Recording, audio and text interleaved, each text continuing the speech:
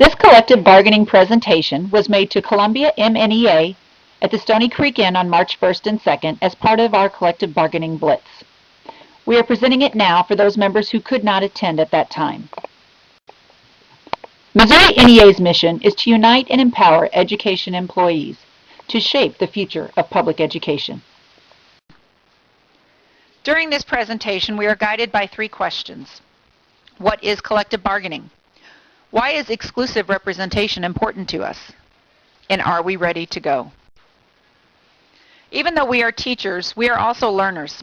And as we decide what is best for our students in the classroom, we look for resources that have already established a success. So when it comes to our schools as a district and state, who is it we should be looking to? The Chance for Success Index rates states on a variety of factors that indicate educational success from cradle to career.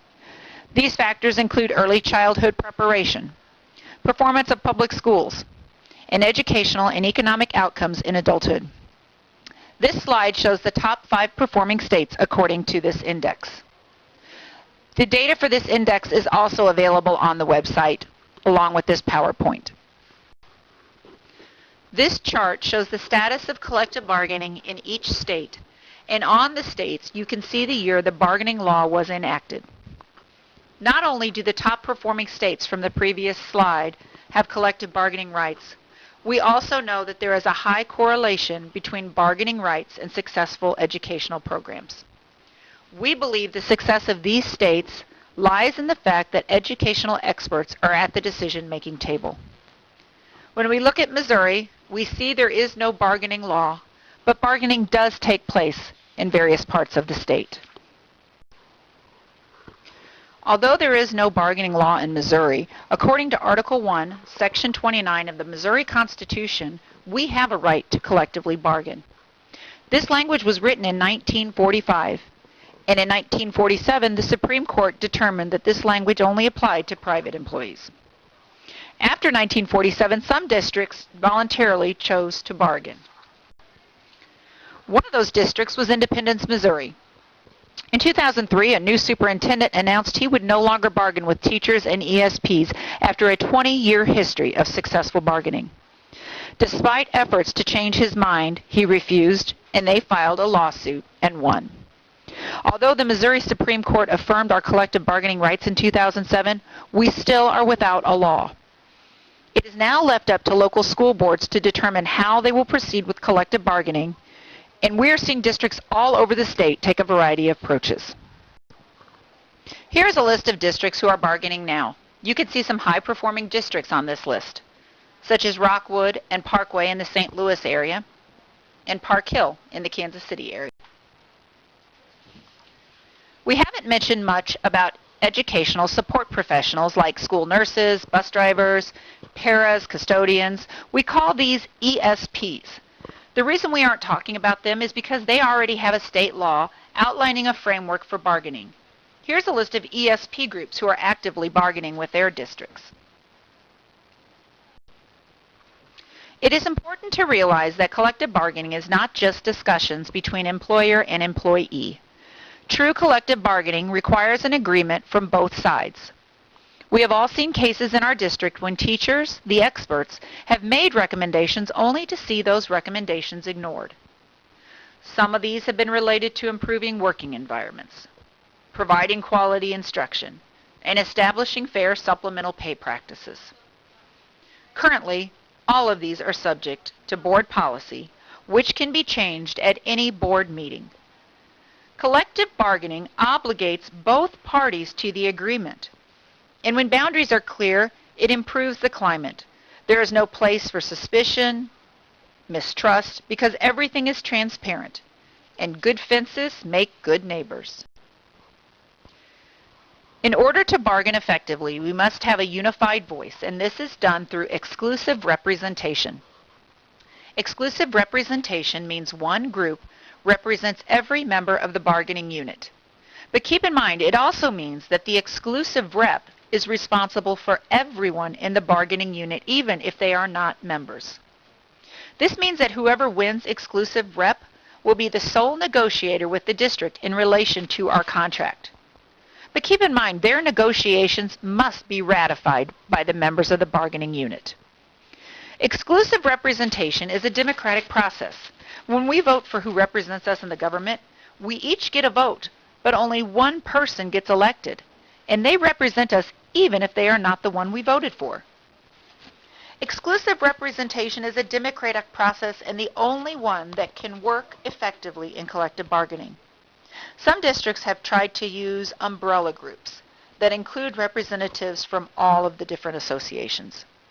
Yet none of these have ever resulted in a written agreement, and even if they had, the legal implications would make it weak because it doesn't show who is held responsible. Exclusive representation is the key to a unified voice. And as the Missouri Constitution says, we have a right to representatives of our own choosing.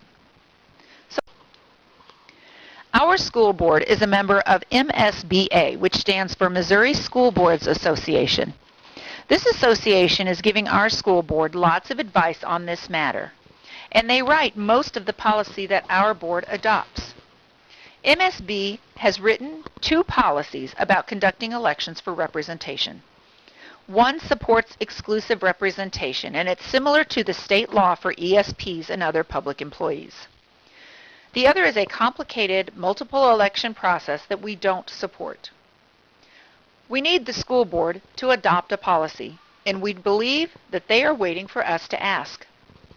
The real purpose of our meetings at the Stony Creek Inn and this presentation to you now is to find out if you, our members, are ready to ask for that.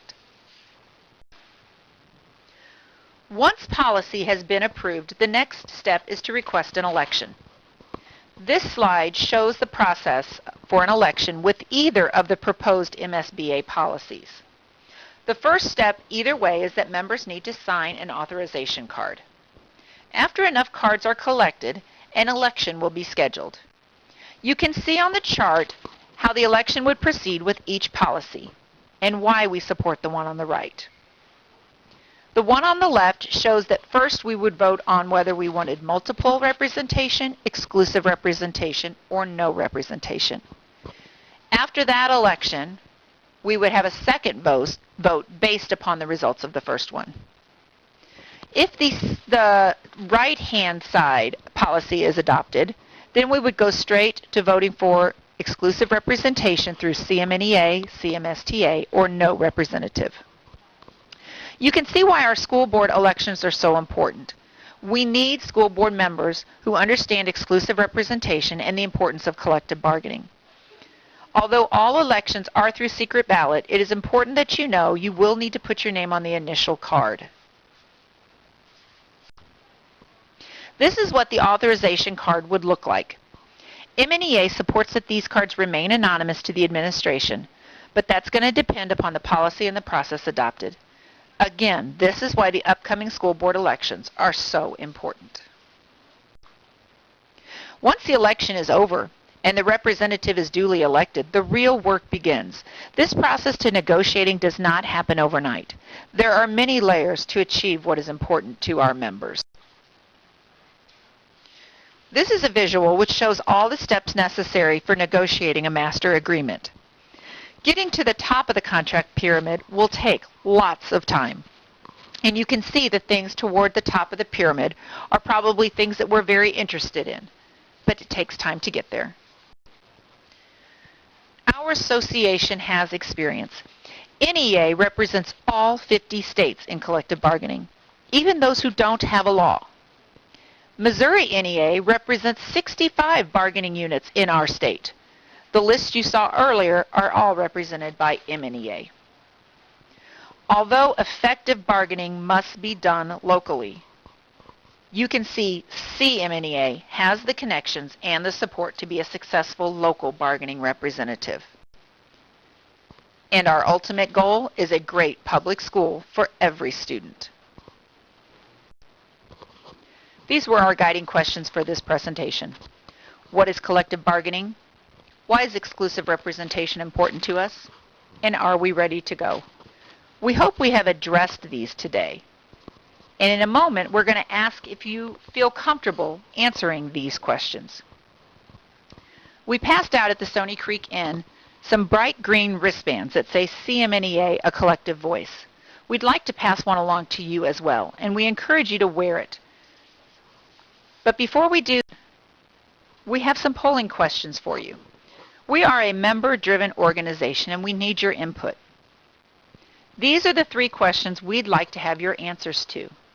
Do you feel knowledgeable enough about collective bargaining to discuss it informally with others? Do you understand why exclusive representation is important? And do you believe that CMNEA is ready to ask for a vote for exclusive representation? Your answers to these questions will help guide our local. Since you can't give your responses to me right now, we ask that you email your response 3 questions to Trish Reddick, and her email address is on the screen. After you email her your answers to those last 3 polling questions, she will send you a bright green wristband that says CMNEA Collective Voice, and we hope you will wear it proudly. If you don't feel comfortable sending your responses to her because you prefer to remain anonymous, feel free to send them through school mail and ask your building rep if they can get you one of the green wristbands. We appreciate this time that you've taken to watch this presentation. If you have any questions about it, we hope you won't hesitate to contact either your building rep or one of the executive members to ask your questions.